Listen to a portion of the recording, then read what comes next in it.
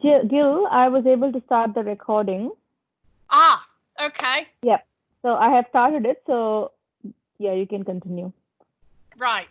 Okay, that must be okay. I'm not going to worry about why that happened. It's Teams, so. Okay, so let's get going. I will do a screen share. So kick off the slides.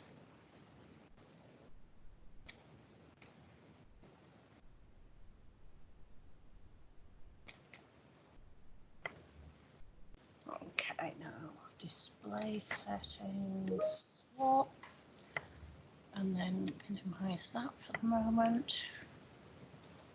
And then screen share that. Okay, can people now see the slides? Yes, I can. Okay, well, I'm going to assume if one can, the others can. So the first few are pretty much the same as last week. So I want people to take their own notes. I'm not going to share these slides. Warning to anyone that's new to the call that the course, the MB-200 course, and the questions in the exam do seem to be quite different. Now, of course, that could change, but based on my relatively recent experience, it was only the 3rd of March, I think, that I took the exam. And also be aware that the exam does include questions on features that have either changed or in some cases been deprecated. That is the overall syllabus, and the percentages give you a guideline of how the marks are split up and therefore roughly how you should divide your time for revision. What we're going to look at today are those two.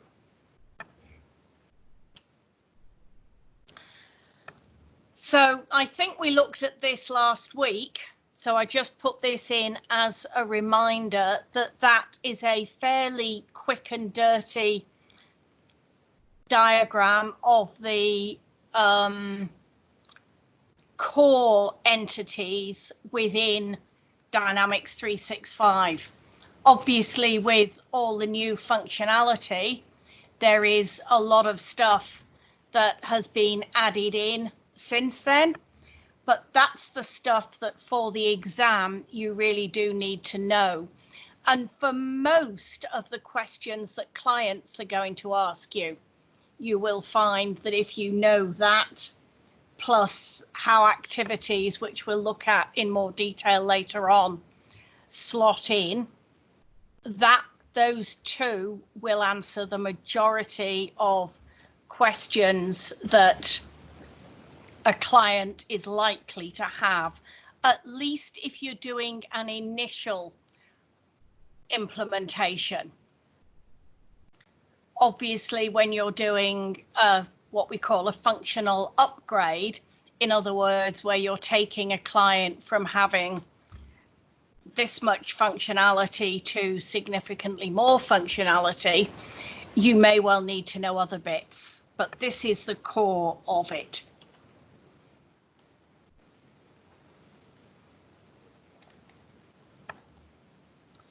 So as far as managing entities and data, the next 3 points that we need to be familiar with are how you modify an existing data model, which is, of course, one of the reasons why knowing the out-of-the-box data model is so important.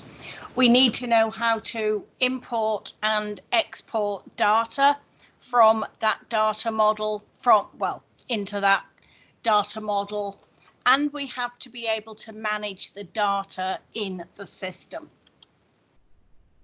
So within the modify an existing data model, there are 3 subpoints that you need to be across, and they are the ability to create a new or modify an existing entity or entities, create new or modify existing relationships between entities, and create new or modify existing fields, which again are within entities. So looking at creating a new or modifying an existing entity. Obviously, the first question is, what is an entity? And the simple answer to that is, if you've worked with any other database, an entity is very similar to a database table, but it sits at a level above the table because it contains a lot more than the actual raw data. In Dynamics 365, entities are absolutely key, and they are at the center of everything that you will build. When you create an organization, you get a large number, and by large number, I think it's sitting at about 300 entities that are created for you. And of course, between those entities are a whole heap of relationships. That multicolored diagram I showed you a bit ago is some examples of entities, and they are the common entities.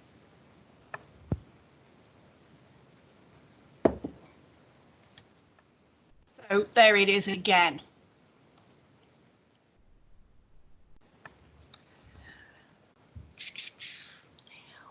You can, of course, create your own entities to extend the functionality of the base product. And the vast majority of projects will have some custom entities in them. Because of that, it's essential that you know when you should use a system entity and when you should create a custom entity for yourself. And of course, if you are joining an implementation partway through, and again, whether that's for an upgrade or because you're just joining the project after it's partway through development, as well as knowing the out-of-the-box stuff, you also need to know what custom entities have already been added to it.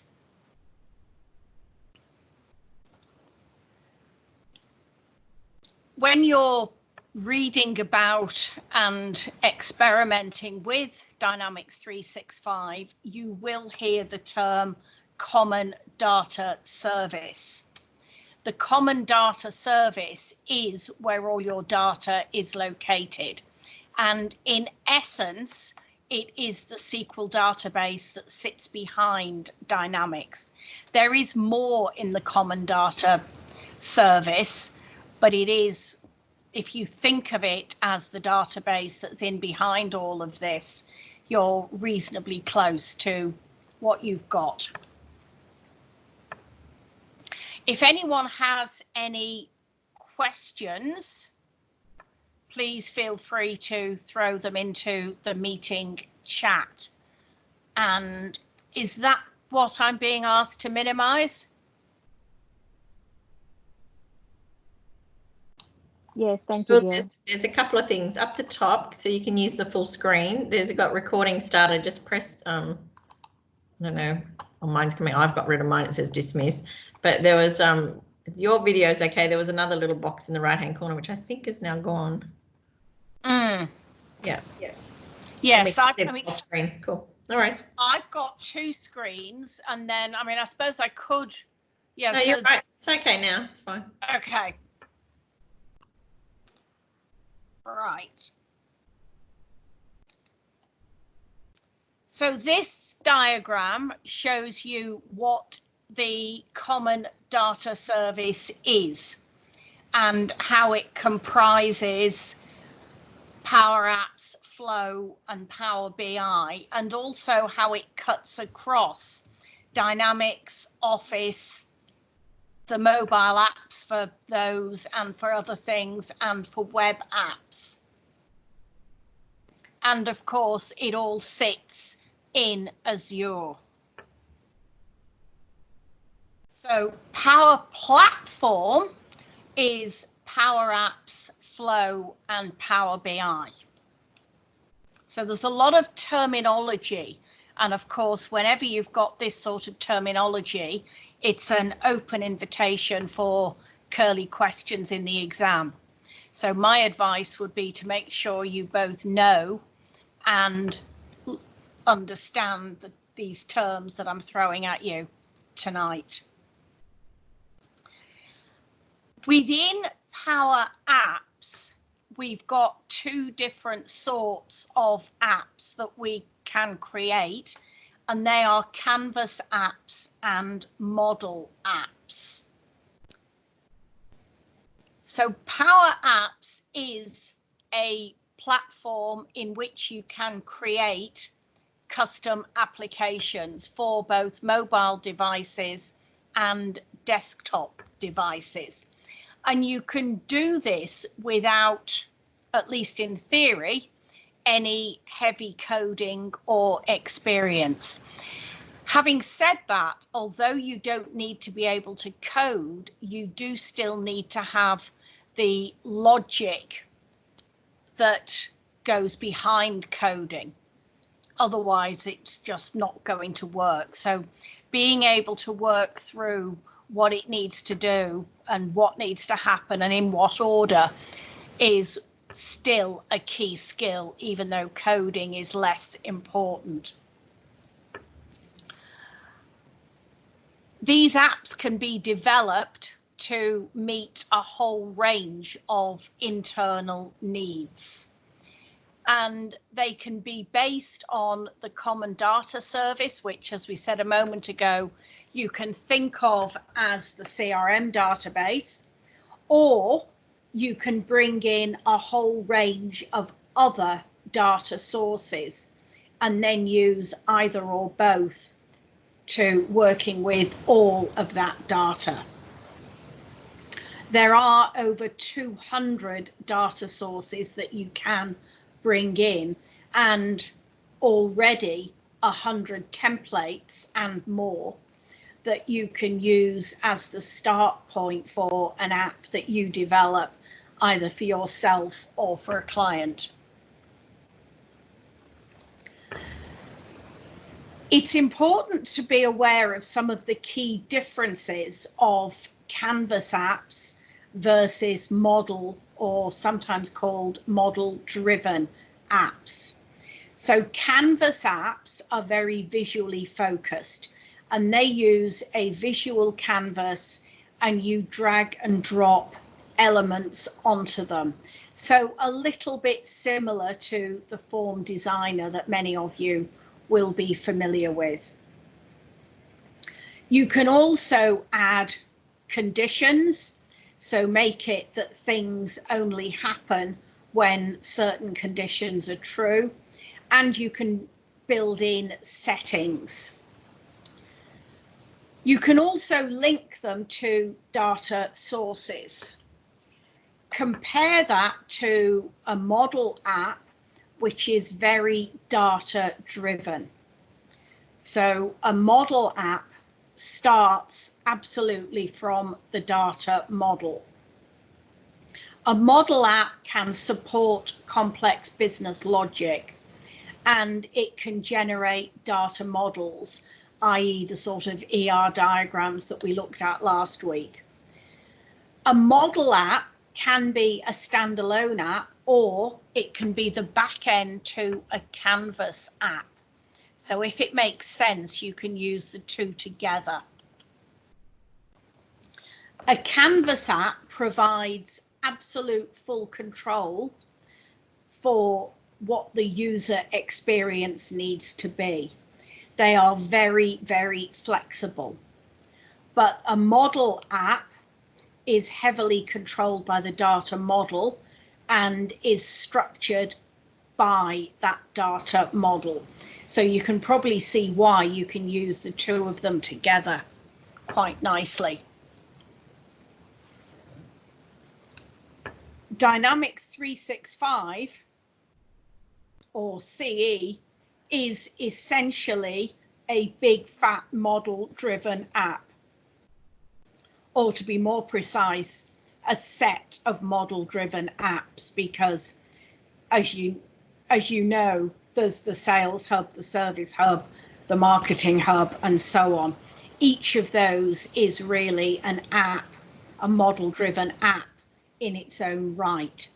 And then sitting beneath all of that lot, we've got the common data service with the entities and so on.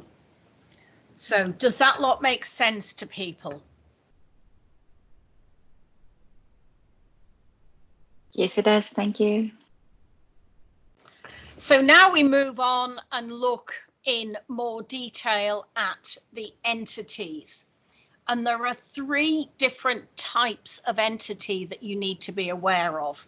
And they are the system entities, so the ones that come out of the box, custom entities, ones that you or other customizers or administrators have created, and activities. Now, activities, there are about a dozen system activity entities. And then, of course, you can create custom activity entities. So I'm not sure that I totally agree with this way of looking at them, but this seems to be how they come up in quite a lot of the documentation. So I left it like that. System entities are those that you get when you create an org or an environment. The vast majority of them can be modified. But be aware that while it is the vast majority, it is not 100%. And there are also some that can be modified a little bit, but there are things that you would expect to be able to do that you can't. It is absolutely impossible to delete a system entity. And system entities also cannot be locked down by a solution. So if they are customizable, they will always be customizable. Whereas a custom entity is created by a system administrator to meet a specific need. They may also be created when a solution that contains an entity is imported. But it's worth being aware that while a custom entity might be created in your particular environment by an import, originally they were created by somebody and then put into a solution. Swetha, can you unmute yourself? Because Yeah, I'm not sure what your question is. Sorry. In the previous slide about system entities, I didn't quite understand the last point. What? Cannot be locked down by a solution. Okay, there will always be some level of customization available to those entities that were that come out of Dynamics 365 itself, Okay. even if they are put into a solution or a managed solution. Okay. Now, Okay. I think that is a relatively new feature.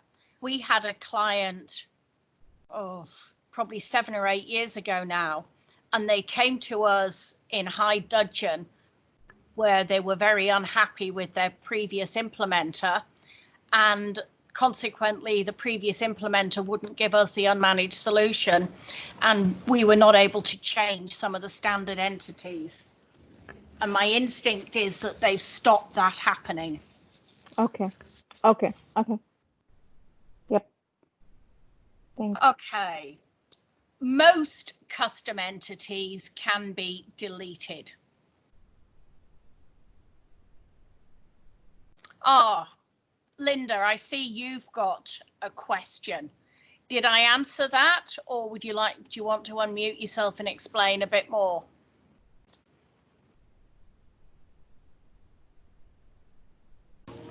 Hi, yeah, I've noticed that in the documentation it seems to be mentioned as a special type of activities I'm referring to, sorry. Yes. I'm just wondering why that is. Like, I understand it has some different attributes, but I'm just wondering why it's getting singled out as something special. There are a couple of key things, and we'll go into those later on, but the honest answer is I don't know. When I taught my own config course, I've talked about system activities and custom activities. And so I think having that sort of four-way grid where you've got activities, non-activities, and system and custom as like a four-way, I prefer that model. But I put that slide in like that because my reading around the exam seems to list it like that.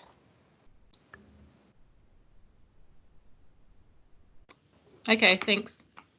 Okay. So, nice segue into this slide.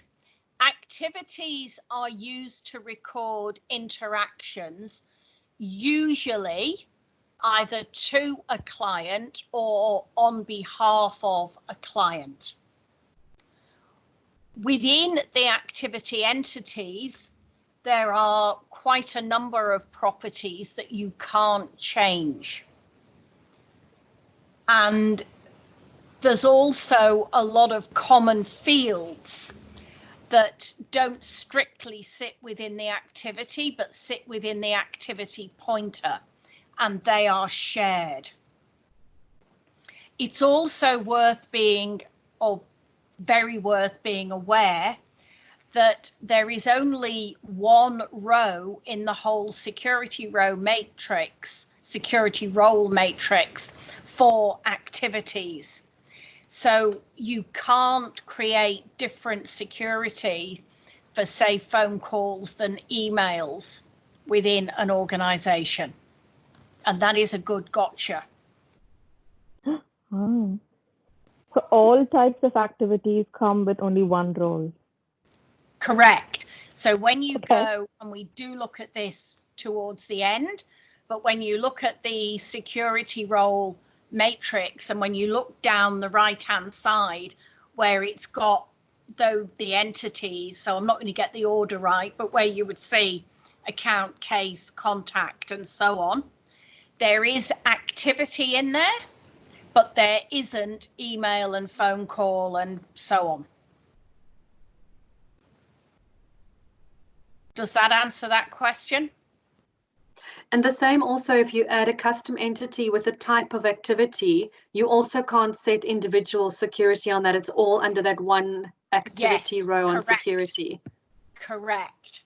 So that's one of the thinkings when you're deciding to create a custom entity and you're trying to decide, should this be an activity or a non-activity entity? That's one of the considerations. Because once you make it an activity, it is linked to the activity pointer, and the security is really on the activity pointer, and you will see that later on. Are there any out of the box? I mean, I'm just asking if appointment, email, etc. They all come as out of the box activity entities, right?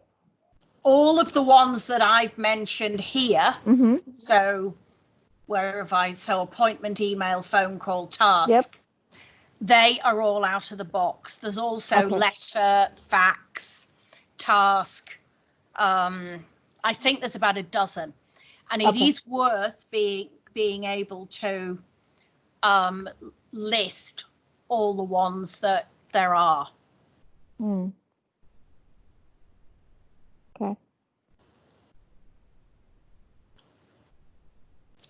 And when you Gill? stay within the idea of an activity being a communication with a customer, there probably aren't many that are missing. A common custom activity that I see is SMS. So if you're building, and Click Dimensions does create an SMS entity. But apart from SMS, there really aren't many things that you're likely to want to do for or on behalf of a client that aren't already there. Does that make sense?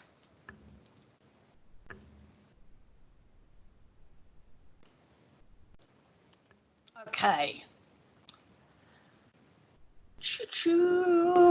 All right. Activities are always linked to one or several what are called parties. And those parties are always people. Well, unless they're accounts, but I really don't like linking activities directly to accounts. Now, so this is, if you've not met it before, this is your meeting of the activity pointer.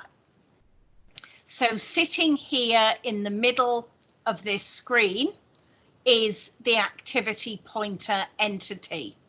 And it then has many to one relationships with all of the common entities. This left-hand box is not complete, but that's the good examples.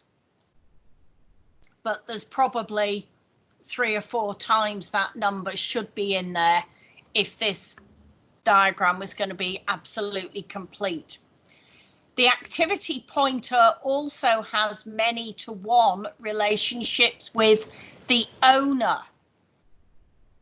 There's only ever one owner to any given activity.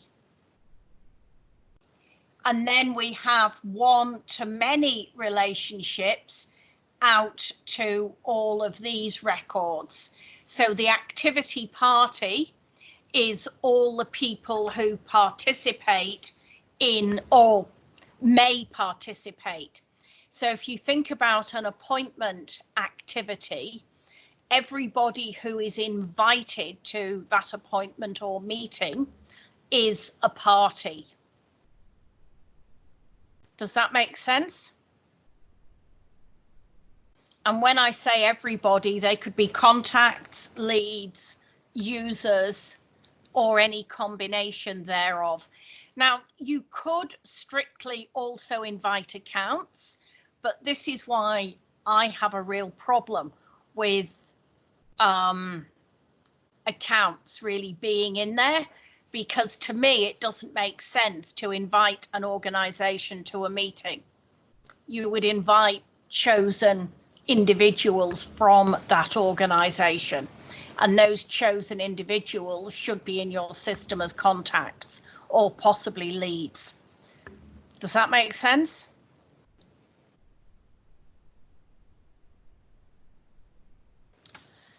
And then the final bit you have is the attachment, and that also sits down there. So that is a diagram that it's well worth you being able to sketch out. So that is different to the multicolored one that you've met several times. It's very different, but it's another one that you need to have in your kit bag. So putting some of that into words, you can think of the activity pointer as a special join between the primary entity, i.e. account, contact, lead, opportunity, and so on, and the activity. And so if you think about the to field on an email, that is an example. It allows us to join multiple records of different types to the same activity. Now, when I say multiple records, we really are only talking about contacts, leads, users, custom entities perhaps, and even more perhaps accounts.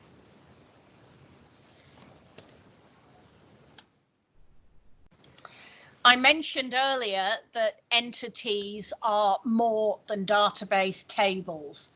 Well, that list there is what is in an entity, and that's why we shouldn't refer to them as a database table.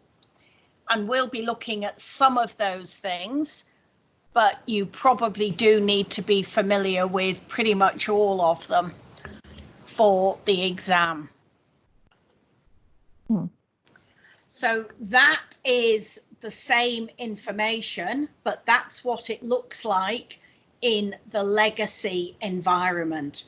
So what I've done to generate that screenshot is I've gone into entities, into account, and I've then expanded account.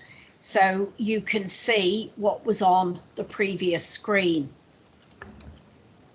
Jill, could you just go back to that other screen with the list of items, not that one, the one before. So here, you're talking about entity assets. So is that like the characters that are assigned to an entity, or what do you mean by? This is what an entity is. So the out of the box entities have most of those things. Okay, so they're like examples of entities. No, let each entity that is there in the system comes with forms, views, charts, fields, relationships Correct. already built out, Karen. Yes. So, for example, the account entity in your CRM solution will already have all of the forms, views, charts, etc. built in already. Correct. Well done, whoever's explaining that. Good job, Switha. You get a gold star from the teacher. Maybe. I can't go shopping, so I can't buy the gold stars. We have to manage without. Sure we can find an icon. Possibly. So that's what it looks like in the legacy environment. And this is the equivalent in Power Platform. So along the top, you've got the same stuff as there.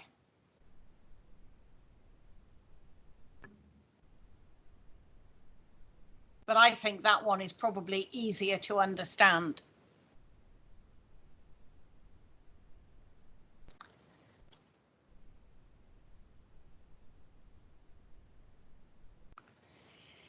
Now, star, Linda. Yes, I saw that Linda had got her star. Someone has to do it, and I'm too busy.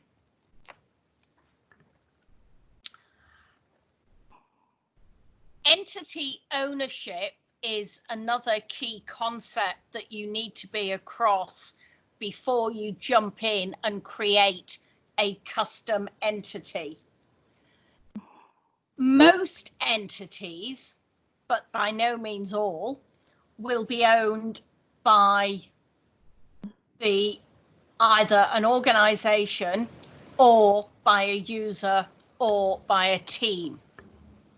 There are a few records that actually have no ownership property whatsoever, but they are relatively few. So one example of that is the discount type. One of the reasons that it's important to get the ownership right is that controls what can then be done with the records that are created inside that entity.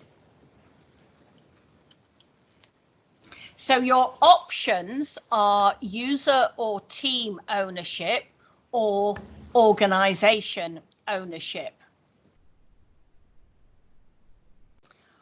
When we look at user or team ownership, That means that each record in that entity can be owned by either a single user or by a single team.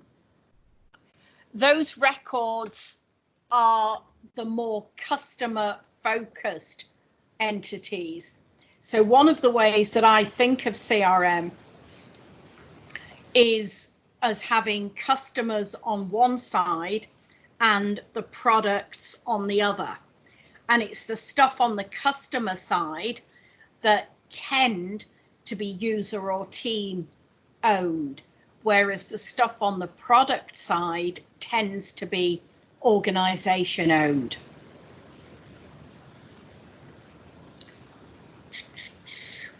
All activities are user or team owned. And those entities that are user or team owned will often have my whatever views. You will not see those in the organization owned because it doesn't make sense. And user or team owned records can be shared or assigned. But when you think sharing and assigning relates very closely to ownership. So for a record that doesn't have ownership, it's obvious that you can't share it or assign it. Organization-owned entities, in contrast, you can either see all of them or none of them. There is nothing in between. And that means within the security matrix, there is only the full green pie, which is organization, the full green circle, and the empty red circle. Organization-owned entities are also very good for reference data, and they are also used for product. So they're data that you usually don't need to have some visible to some people and others visible to other people. And as the opposite of what I said earlier, an organization-owned entity cannot be shared or assigned. And that's reasonably obvious. If it doesn't have an owner, you can't change the owner. So this is where you set up entity ownership in the Power Platform environment. And as I thought, that's a blow up of the same drop down. So you see under the form where we're creating the entity, we have to choose whether that is going to be a user or team owned entity or an organization owned entity. Does that make sense? Sorry, Gill, when you say team, is that user groups that you set up? Like, a team is a group of users, yes. But we do need to be very specific that I mean team as in the teams that you see if you go into the security and teams area of Dynamics 365. Oh, okay. Makes sense? Okay. And this is where you see the same thing in the legacy environment. So it's the same option. This one I wasn't able to get the drop down to hold while I did the screenshot, but in essence it is the same as on the same previous screenshot. And that's it. Just a bit bigger. Now, what you do need to be aware of is when you create an entity or a system entity, there are a whole heap of properties and settings. Within those settings, Some of them can only be set prior to the initial save of the entity. Once you've saved the entity, they are carved in stone. There are other properties or settings that you can turn on at any point, but once you've turned them on and saved the entity, you can't turn them off again. And there are others that you can turn on and off as your needs dictate. I think it is well worth being aware which property or which of the properties fall into each of those groups. So if you look on this slide, there are a number of things that you can't change. You can't change the name. You can't change the ownership or whether something is an activity. And then there's one or two others. If you look further down, you see, and if we could see the whole screen, there's about a dozen of these properties that have this little double cross like there is on feedback. They are the properties that you can turn on, but once they're on, cannot be turned off. Does that make sense?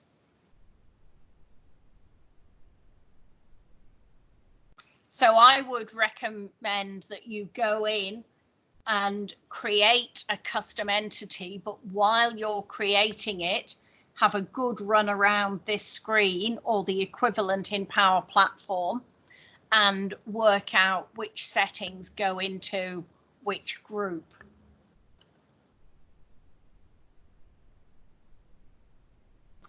Now, I flagged earlier that you need to be aware of the difference between system and custom entities, and also be very aware that creating a custom entity can come back to bite you down the track. So wherever possible, use a system entity.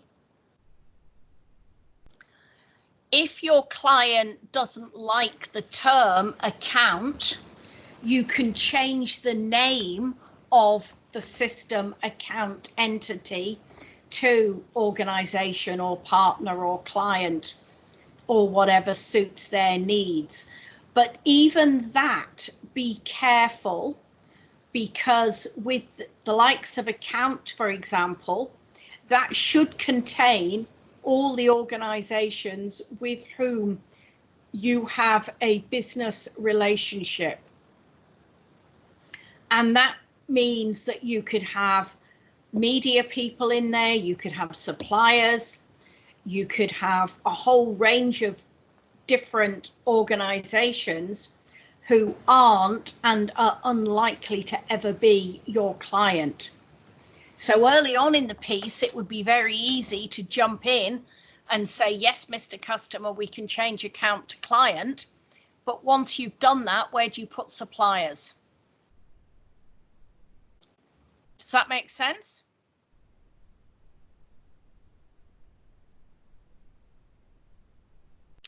If you do decide to rename an entity, you've then got another piece of work going in to rename any views and forms and other things.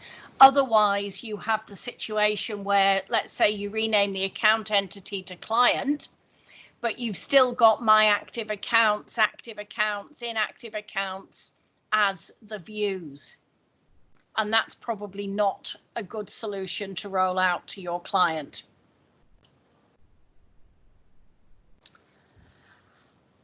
Another point to remember is that there's already an awful lot of inbuilt functionality. So an example of that is marketing lists can only contain accounts, contacts, or leads. So if you jump in and create a supplier entity, maybe because you renamed the account to client and then you needed something for suppliers, you now can't have a marketing list for suppliers.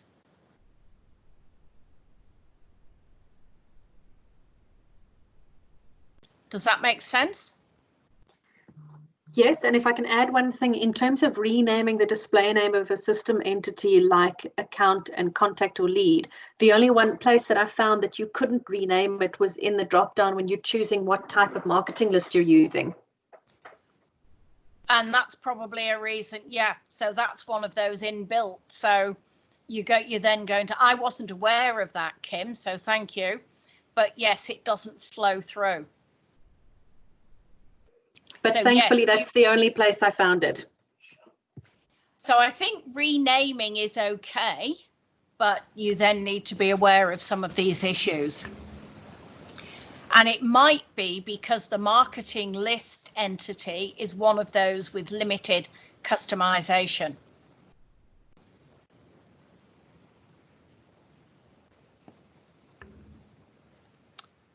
Okay. So system entities cannot be deleted, although they can be hidden. But that does require a little bit of clever work.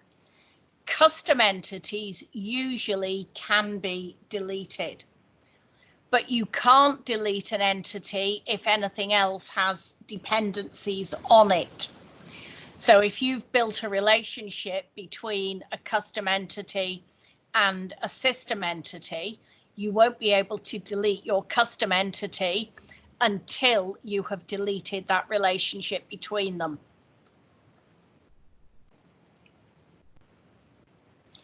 If you do delete an entity, you are deleting its definition and all the data that's in it at the point you do the deletion.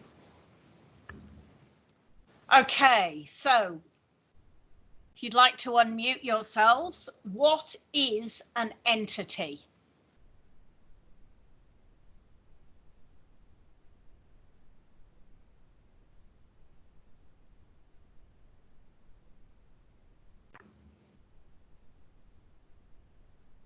Don't all jump in at once. I was going to say, shall I just leave? Right. Can I say it's a definition of an object or a noun? Yep. Cool. And what is contained in an entity? Tables, forms, fields, relationships, views, charts, etc. All of that lot, yes. All of that lot. An entity, that's what an entity is. And what's contained is that and some more, but I obviously missed the slide with the other half on it. Oh well, that lot and the other stuff. What are some of the key differences between an activity entity and a non-activity entity?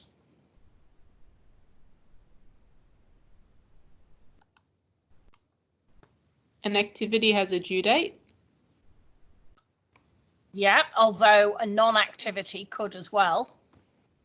Yeah, but I think activities, it's got a time bound, like it's got a time relationship. Yeah. That's out of the Microsoft documentation. Okay. Linda, you can bet that will not be in the exam Oh question. no, I was reading it the other day. It's not what I would think of as top of my list, but it's probably true. An activity needs to be related to another entity. Yes. Such as a contact or account or Yep. lead. You're right there that they can't exist as standalone.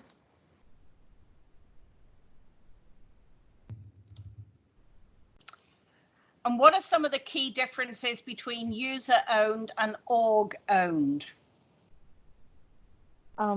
User-owned can be shared and assigned, or org-owned cannot be.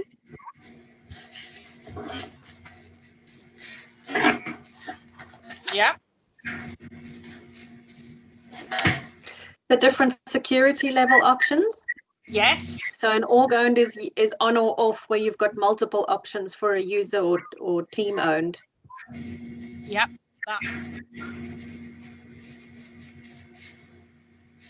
Okay, so there's the key differences. So they're the things that your activity entities have that make Is them. there a washing machine or a going in the background somewhere? We might need to mute ourselves back again. Okay, so who is it? I hope it's not me. Oh, it seems to have stopped. Okay. Key differences between user owned and org owned.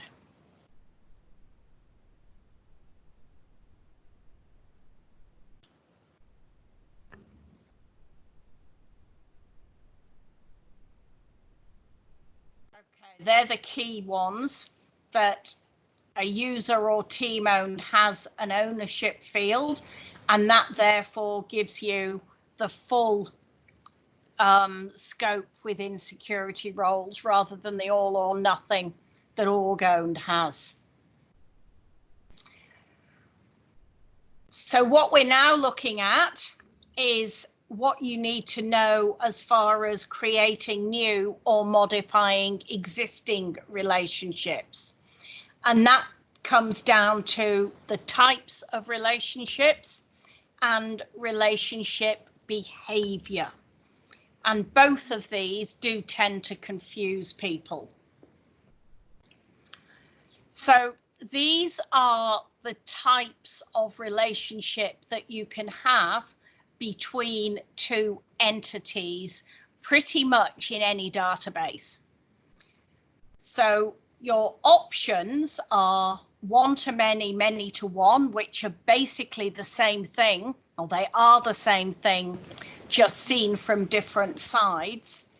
And there is also many-to-many. Although these others are sort of subsets of the others, you also need to be aware of hierarchical relationships. So that's where you've got an account with sub-accounts, connections, and the customer. You also need to be aware that there is no such thing as a one-to-one relationship. Sometimes you need what feels like a one-to-one relationship because you're building what's called an extension entity, but you still have to do that using a one-to-many.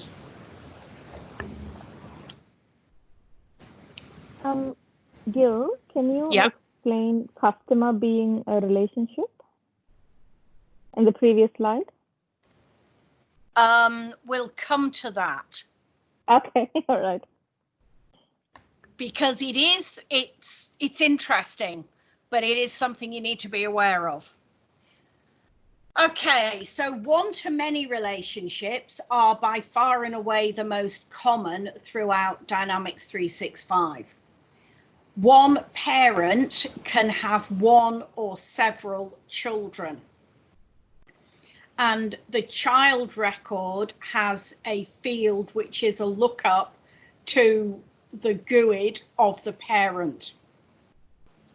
And using that, we can then pull data from the parent into views of the child.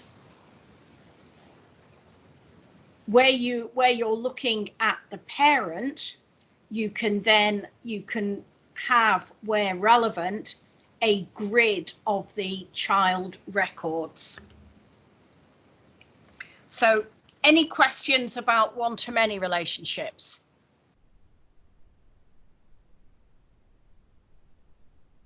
Okay, so now we have many-to-many, where you've got two entities that are equal and each may be linked to many of the other.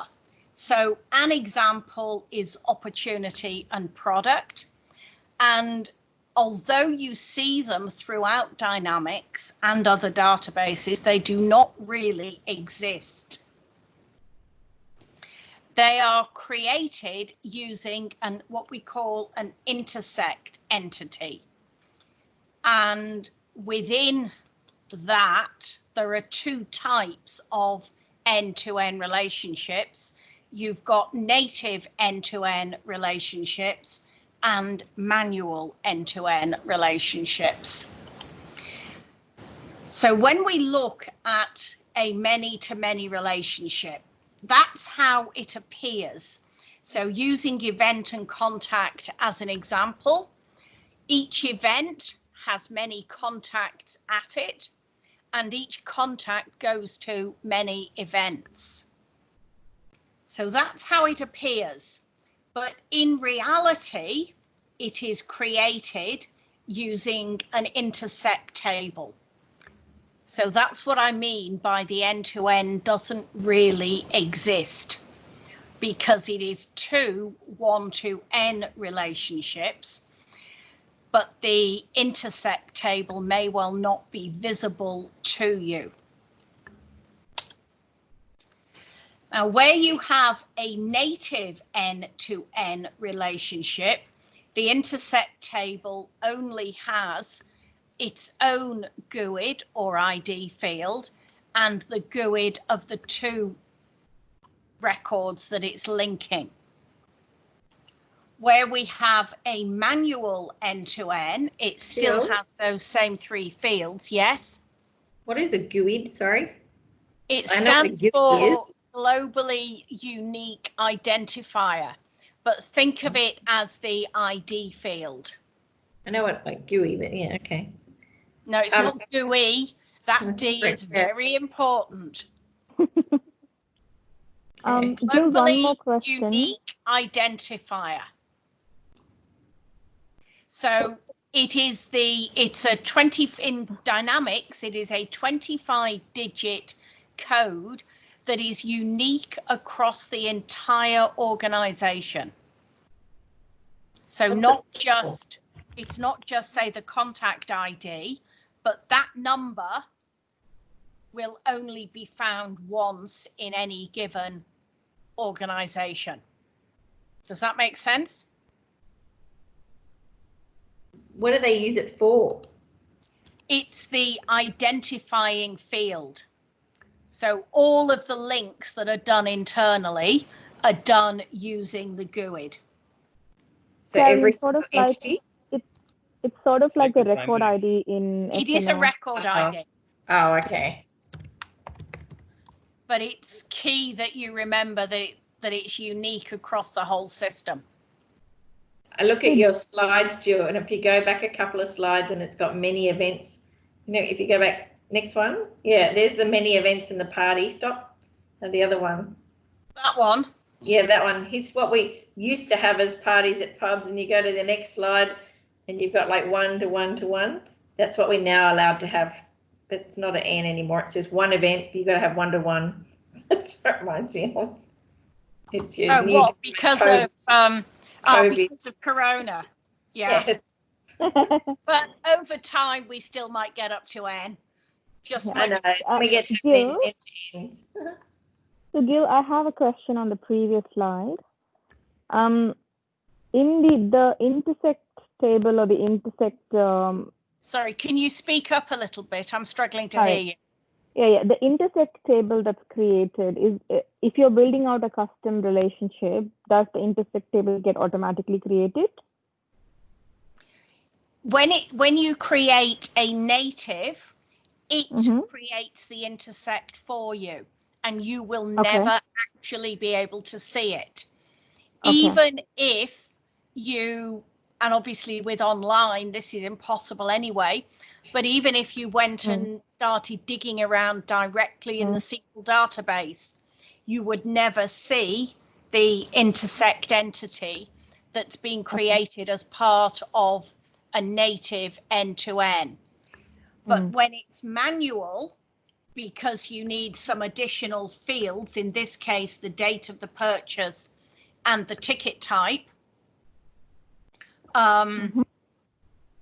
in that case, you have to create the intersect entity and then create the relationships between the intersect entity and the other two entities. But there's definitely a case for both native and manual.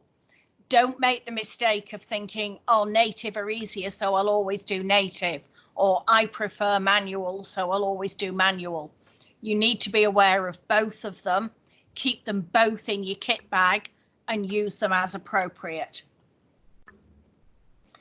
So the key things about a manual end-to-end is you can then have those additional fields. So like ticket type and so on. You can put those extra fields in because the intersect entity is just a custom entity, and you can do anything to it that you can do to any other custom entity. And as a flow on from that, the intersect entity is visible. Okay, connections. You've probably seen connections in the system. That's where you might link two contacts and say one is a family member of the other, or one is a client of the other. What is going on there is it's a special type of end-to-end relationship. And when as a user, you make those connections, you also add in the connection role. So this is what they look like in the system. So I've gone into a Dynamics 365 with the sample data, and you can see how we're looking at Maria, and she's got 4 connections, 1 friend, 2 former employers, and this one, I don't know what the role was, that was already there. Now, someone asked a question earlier about the customer relationship. What it is a lookup where when you're entering the data, you choose whether you're looking up to a contact or an account. They've always been in the system, but since CRM 2016, we've been able to create additional customer fields. And by using the customer field, we get that special lookup. Okay, relationship behavior. This is another thing that confuses a lot of people, but you do need to get your head around it. So what this is all about is where we've got a one-to-many relationship, and then what do we want to happen to the children when something happens to the parent. So if we assign an account, for example, what should happen to the children contacts of that account? If we delete the account, what should happen to the child contacts, and so on and so forth. There are 4 different types of relationship behavior, and they are parental, referential, restrict delete, and configurable cascading.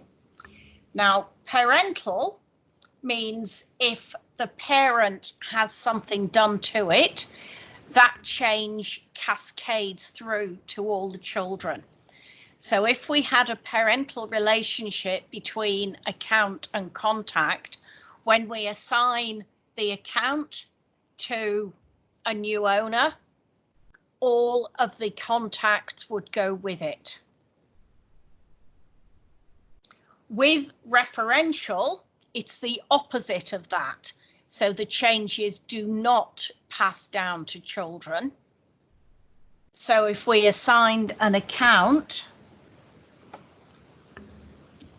any contacts linked to it would keep their current owner. Referential restrict delete is the same, except you cannot delete a parent that has children. Ugh. Okay, so now we get some questions. So have a look at that and tell me what you think we should do.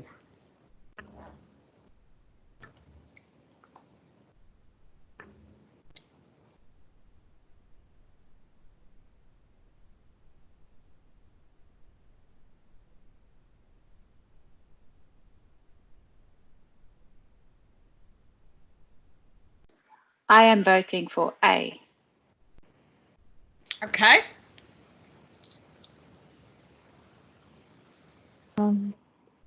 Anyone else? Also A. A. I'm looking at the two answers C and D and thinking that if there's two of them, maybe it's one of those being leading. Okay. It is parental because it said in the question that we want the children to go with the parents. And that's what parental means.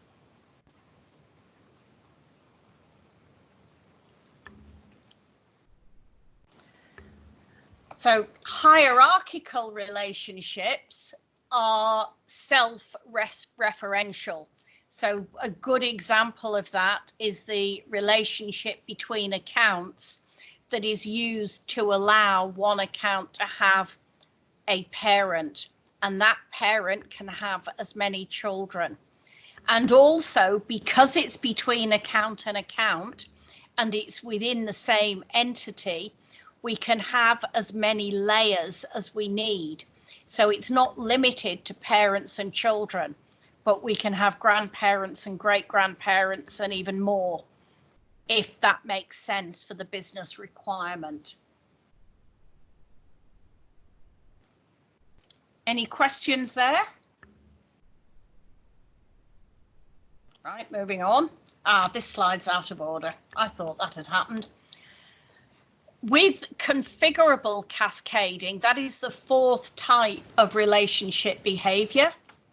And that is where you go in and say absolutely what you want to happen when a parent is assigned, when it's deleted, when it's shared, and so on. So you configure every part of what should happen. I find I tend to use configurable cascading a lot with custom relationships. Okay, so what I want you to do, and I'll leave this up for a minute, but we are probably going to run out of time. I think after the session, it would be valuable for you to create a custom entity that we'll call policies, as in insurance policies, and then create a relationship between that and the account. But think also about the ownership of the policies entity and how the one-to-N relationship should behave. So anyone who wants to, have you got a note of that?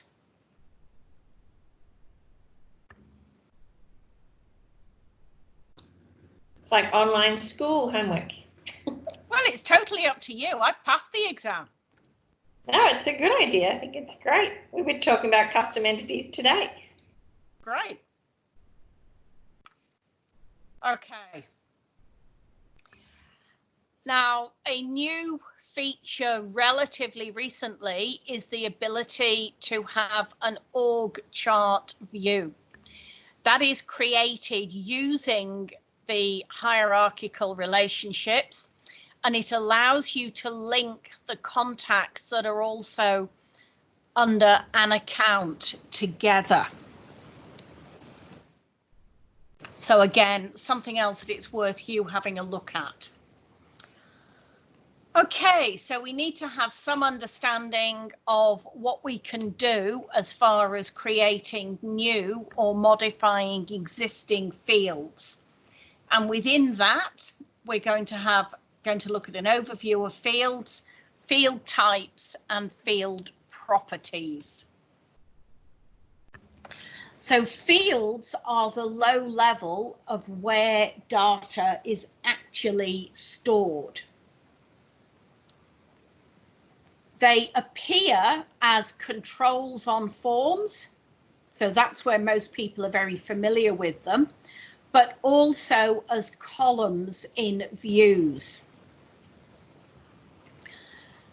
Fields that have the same data type can still be formatted differently. So a text field could be an email address, a URL, a phone number, and so on. Obviously, you can pull fields into views, and you play with them when you're playing with Advanced Find. When you create a field or system fields, they're also a column in the entity, and they appear in some views initially. You can go in and add fields to views as well. When you're thinking about fields, there are field types that are simple and fields that are calculated, and I will go through those. I've got a few slides in a couple of minutes. You can also have what we call roll-up fields, and that's a field that totals data from the children records. So the best way of, or a way of understanding a roll-up, if you think out of the box in an opportunity, where we've then got several opportunity products, but in the opportunity we can see the total value, which is the sum of the opportunity product line items. But whereas that has existed forever, we now, and for the last version or so, we can create our own roll-up fields as well. We have the same thinking that we need to do when you're deciding whether to use a system field or a custom field. Any entity, including a custom entity, has a lot of out-of-the-box fields. And as we've said in many times already in these sessions, make sure that there isn't a system or an existing field before you jump in and start creating more. So these are the field types. Now I'm talking about field types, not data types, and be aware of that distinction. So a simple field, the user enters the data. With a calculated field, Dynamics works out the value based on other fields. And a roll-up, as we've said, comes from the children, whereas the calculated field comes from the record in question and its parents. So simple fields, they are the data types, or some of the data types that we can have for simple fields. And there's the numeric ones. Calculated fields are fewer, but all of those can be set to be calculated. And roll-up is smaller again, so they are only numeric, because the sort of things you do with roll-up tend to be a sum or an average or a minimum, that sort of thing. When we look at a field, there's a number of properties of that field. So we've got the display name, which is what the user sees. And that is also what you will see when you add it to a view. Then you've got the name, and that's the internal name. And the name you can't change after you've saved it, usually. you've got the field requirement. So is this field mandatory, business recommended, or completely optional? Is it searchable? Now, searchable just means, does it appear in those fields exposed to advanced find and on reports?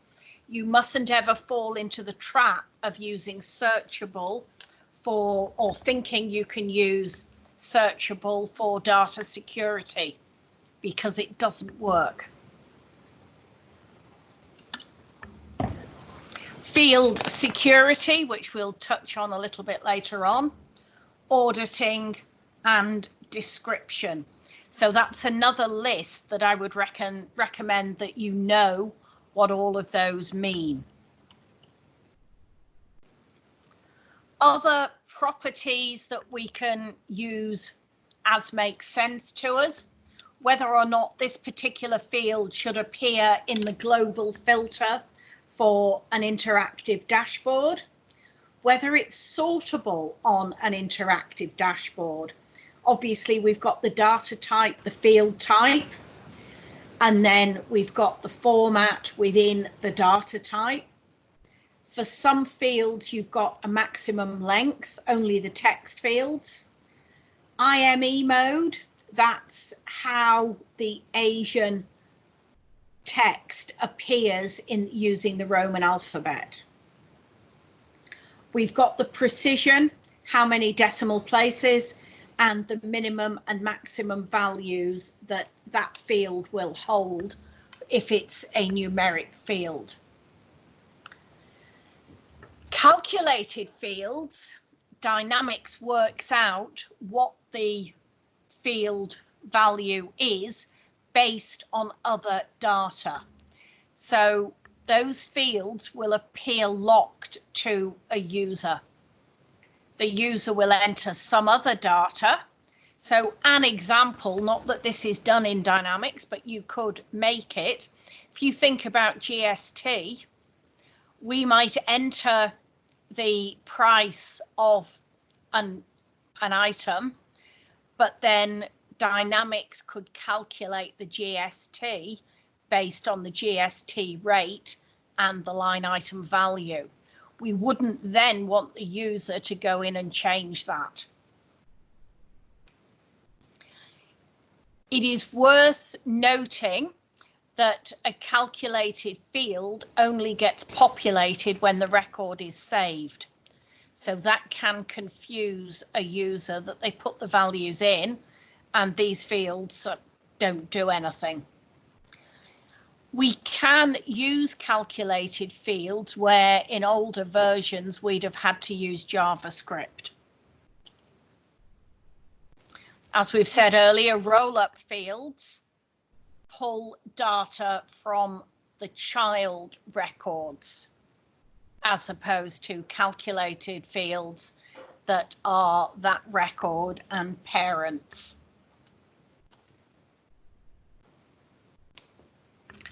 Okay, another question for you.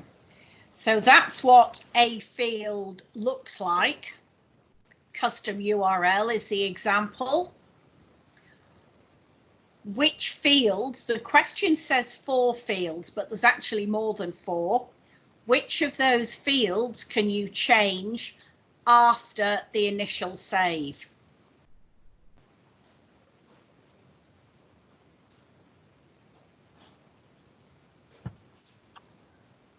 Anything that's not starred and that's not grayed out. Nope. No? Nope. In fact, yes, some of them are grayed out. Actually, you might be right, the ones that are grayed out, because we've already saved that. But you need to know, even if this was an unsaved field, you still need to be able to identify them. So this is the answer, so that there are 6 that you can change. Display name, field requirement, searchable, field security, auditing and maximum length. So if you compare these two images, I have changed the display name from custom URL to custom URL XX. I've changed it from optional to business required. I've turned the searchable off. I've added the field security. So that's now enabled where previously it was disabled. I've changed the auditing. And I've changed the maximum length from 150 to 180. So they're pretty stupid changes. They're just changes I could make. You can also change the description. Yes, you can. And in fact, I have done that on the picture. If you look, it's blank there and I've put new stuff in there. So maybe there are 7 that we can change.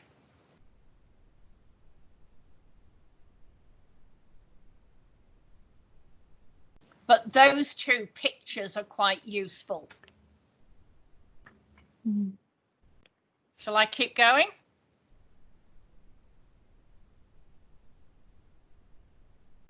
Yep.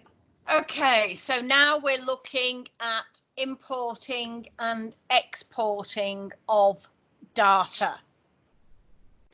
So you can export from Dynamics 365 in a few different places. So most of the views, lists and grids have an export to Excel function. You can also run an advanced find, and once you've got the results, you can export those results, and some reports can be exported from. You can export to an Excel pivot table, an Excel dynamic worksheet, and when you do that, it is security role dependent, and an Excel static worksheet. When you import, and you can choose between CSV, text, a zip file, or an Excel, i.e. XLSX file.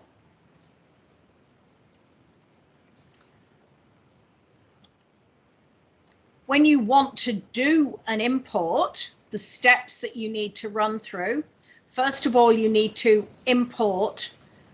You need to prepare your import file, and that's usually the biggest part of the job, getting the data so that you've done the deduping, you've done the cleansing, you've sorted it out. Then once you've done that, you import it, and I prefer using the data import wizard, and you can find that under data management and imports. And finally, check that the data has imported correctly. If you have a too high failure rate, you can delete the whole import and redo it. If you have a lower failure rate, you can just export the failed rows and then re-import them. But you obviously, before making that decision, you need to analyze the failures and work out what's going on. Jill, what do you mean by you can export the failed rows? You go into your data, once you've done the import, you go and look at the import. That will then show you how many rows were successful, how many failed. When you've got failures, you can go in and look at those failures, and if you want, you can export just the failures from the wizard, and that puts those failures into another spreadsheet, and then in that spreadsheet you can correct them, because by definition there was something wrong with them. That's why they failed. So you correct them, and then you can import that spreadsheet.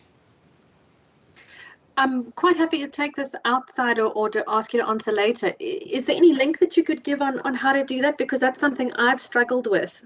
The best I've managed to do is to take screenshots out of it. I can't save it, can't export, can't do anything with it. Okay, let's take that one offline. Sure. Because it's something I've done too many times to count. It's monstrously tedious, but it's certainly possible. I would say me too as well on that. I've done a ton of importing, had small failures and massive failures, and that functionality is invaluable. I've had 100% failures. Can you beat that one, Joe? I think I probably can on my last project, and Vinay will back me up on that with the data quality out of our old system. What? Yep, You've got Snap more than have that. 100% failure rate. That's impressive. True. We did Agree, because, agree. yeah, I made the mistake of trying to tidy it up without fully understanding the implications of that. Nothing matched on relationships. Right. Okay. So here you go. So what are the 4 actions that you perform in sequence to use the data import wizard?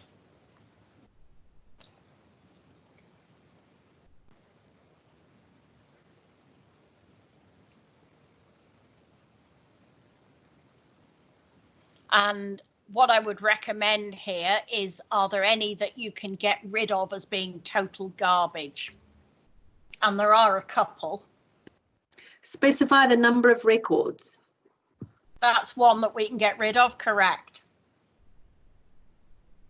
Parallel import processes? Garbage. Yep. Okay, good. Bye-bye. So those two Address are gone. issues with field mapping? Oh, conform and address issues, okay. Deletion. Select mapping history Correct. is also garbage. That is also garbage. So now we've got, so between you, you've got rid of the 3 garbage ones. So now put into the right order the delimiter settings, confirm and address issues with the field mapping, select the data mapping, and select appropriate allow duplicates. Put those into order.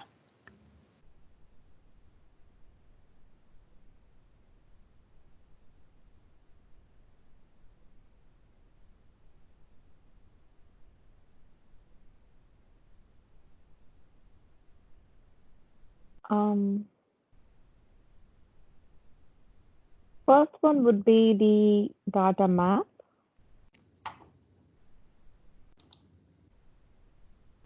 And then I'm not sure.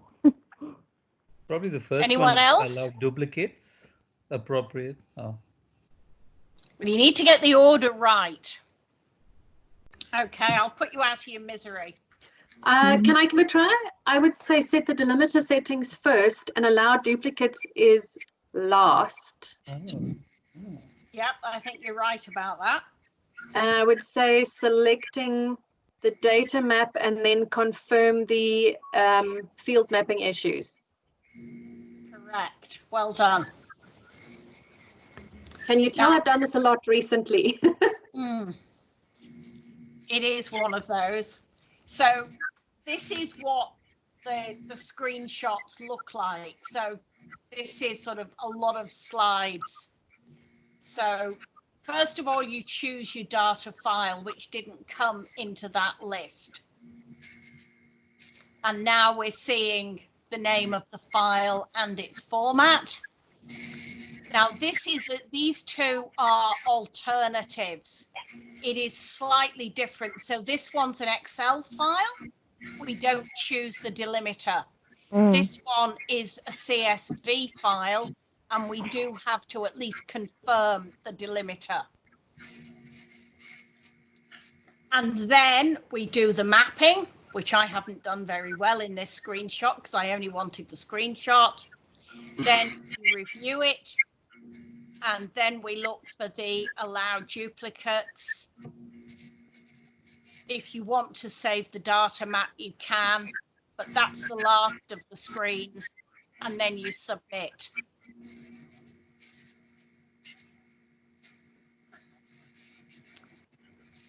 So when we look at managing data, what we're talking about is the data cleanup, that is nearly always necessary when you're moving from a legacy system to a new system. We need to be aware of both the data loading risks, and we need to be able to manage excessive database growth. We need to have some understanding of bulk records, and we need to understand duplicate detection settings. And it's the bottom two of those that are most important for the exam. When you look at doing data cleanup, you can dedupe, and you can do that manually, or you can do it using various tools. And one tool that Dynamics gives you is merging, and you may use that in conjunction with duplicate detection rules. Data improving is usually a manual process, and my recommendation would, as a third party, don't engage in that. Throw that one back to the client. They should know their data. But it includes things like making sure that in the mobile phone number, you've only got mobile numbers, making sure that we don't have states in the postcode field, and so on and so forth.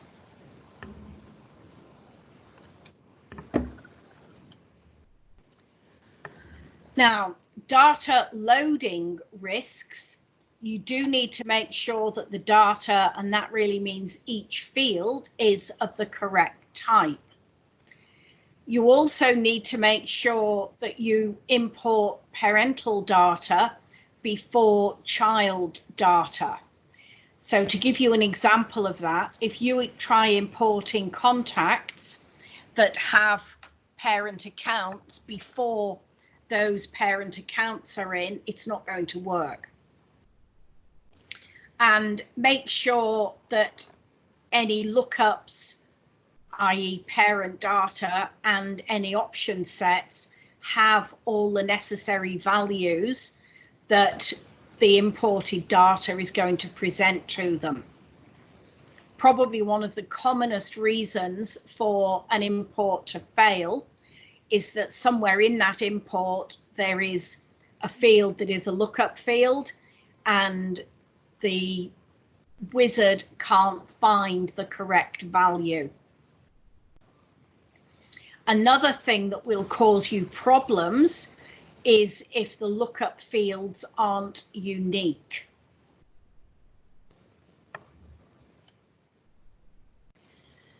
Now, mitigate excessive database growth is something that you will see on the skills measured document, but I couldn't find anything about it.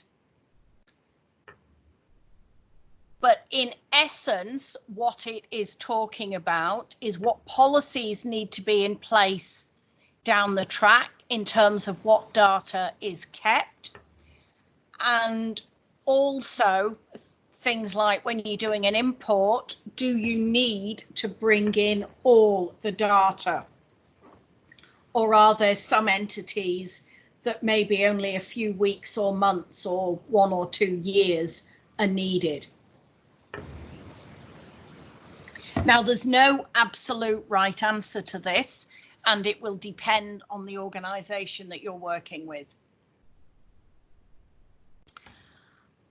Bulk record deletion. This is a tool that comes with Dynamics, and it allows you to go in and delete a whole chunk of records from one entity, and you define the criteria, sometimes based on age, sometimes based on last modified. Maybe, let's say you've got a situation where a company is demerging and they say, well, we don't need any of the New Zealand accounts. So you could set up a bulk record deletion to delete all accounts where the address is New Zealand. Does that make sense? And you see that from data management bulk record deletion. And this is how you set it up. So here we've got an accounts, and then similar to advanced find, I would then down here build the query that sets the conditions for the records that I want to delete. And then I would use that in a record deletion job. And that's the same but bigger. We've also got functionality for duplicate detection. And duplicate detection is how Dynamics recognizes that two records are duplicates. So Dynamics will only recognize that records are duplicates based on the rules here. There are about a dozen duplicate detection rules for lead, contact, and account that exist out of the box. But you can turn those off, you can modify them, and you can create your own. So that's where we see duplicate detection rules, the settings, and the duplicate detection jobs. So there's those things. So the duplicate detection settings, when do you want the duplicate detection rules to be applied? That's in essence what that means. Do you want it when a record is created and update it, when Outlook goes offline to online, during data import? And you can have any or all of those turned on. Now, separately to that, you've got when you import data, and both of them are going to use your duplicate detection rules. Okay, so how a system recognizes the duplicate. And this is what a duplicate detection rule looks like. So first of all, we give it a name, and then you tell it the record type. Notice also that we can have two different record types. So we can have contacts matched to leads and so on. And then you go and build the rules. So which fields does it need to look at to define a duplicate detection rule? So there's another question for you.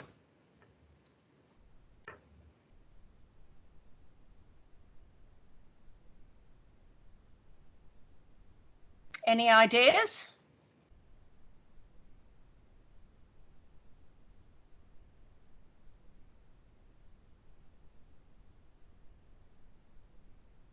Now I realize we have run over time. Do people want to keep going or not?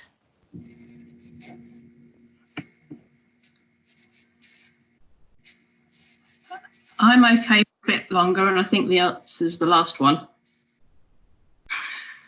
Okay. There's actually 4 actions that you need to. Oh, sorry, the actions, yep. Select both records. Correct. Select merge. Choose the master record. Yep. And then from the merge record, select the email field. Yep. That's pretty much right.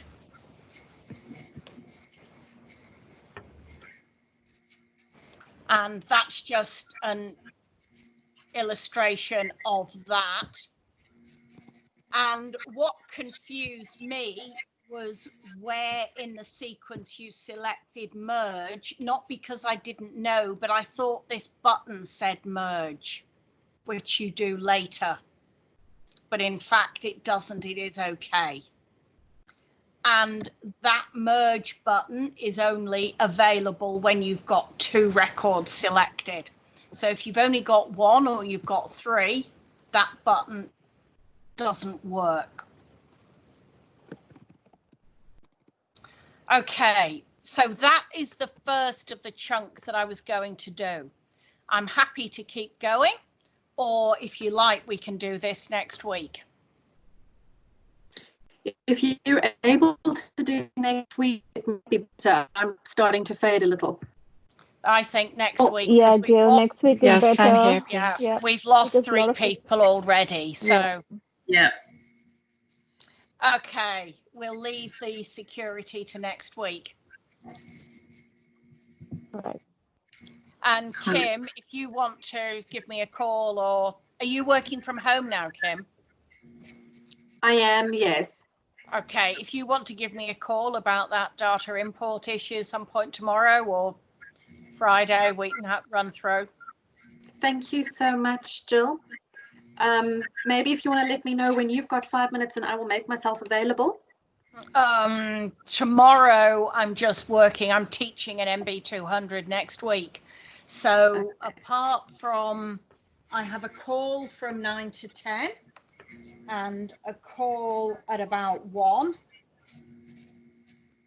Let me just have a look. Okay. Well, then can you call me when you're done with your 10 o'clock, your call finishing at around 10? Well, I've got a